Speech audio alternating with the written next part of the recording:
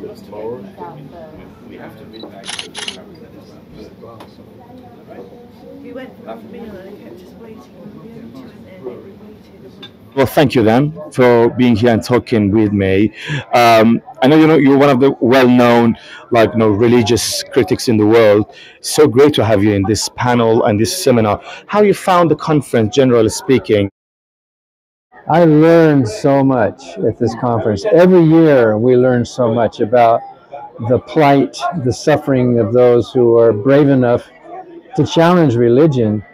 And some of it is very emotional. They can't even go back and talk to their families. They can't go back to their countries. Some of them have been attacked. And sometimes freethinkers in the United States, we complain about being harassed, or limited in our freedoms. But that is very small compared to what many of the ex-Mormons have had to suffer in life. And so, you actually been criticizing Christianity for decades, I would say, over a long time. Why do you think it's important to criticize Islam in year 2024? Well, of course, Christianity and Islam and Judaism have similar roots, of course, the Abrahamic tradition, although they interpret them differently sometimes.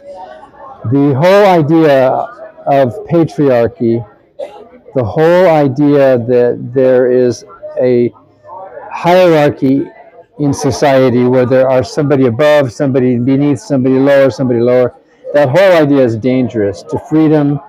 It's dangerous to life, actually.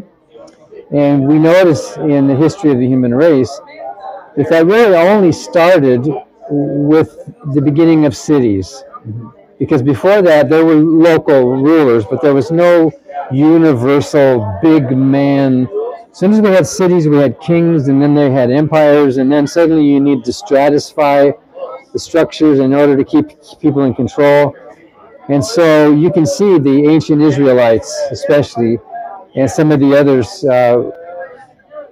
built into this whole idea of a city of God and the kingdom and the temple and the holy of God where people are satisfied. And so you have the God on top, and then you have the priests, and then you have the men, the land-owning men. You have them, right?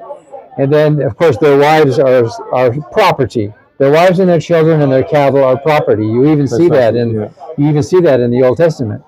And then there's the workers, and then there's the slaves. And the word Islam means submission, and the words to worship come from the word for slave, abad. Or, like Abdullah means I'm a slave of God, right? Abd means you are submitting. And if you look at prayer is, the postures of prayer are the same as slavery. Your wrists are shackled, you make yourself small, you are not a threat to the big man. So when you introduce that whole structure into human society, then you have the opportunity for abuse and oppression and appropriation and putting people down and making others large and others small. That's dangerous.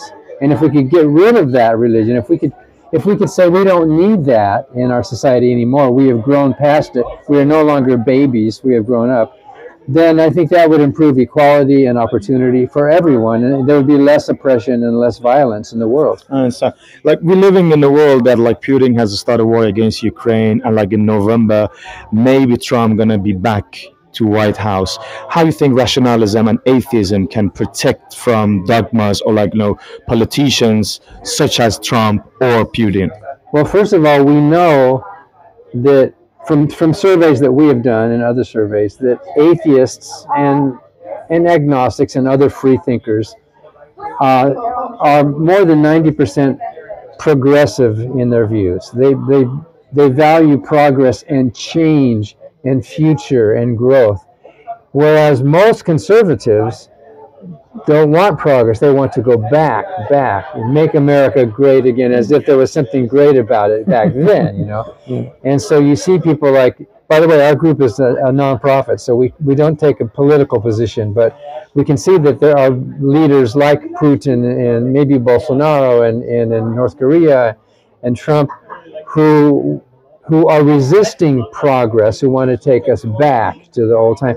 And our Supreme Court in the United States wants to reinterpret the old laws and bring back the old laws, which were basically, in many cases, oppressive to women and to human rights. So it's dangerous when you have a big man mentality, whether it's an earthly man or a supernatural big man that you have to bow down to, then you don't have freedom. Dan, thank you very much, and hope to see you sometime soon, somewhere in the world. Previously, I saw you once in Cologne, Germany, Oslo, and I'm hoping to see you soon sometimes in some other cities. Thank you very much.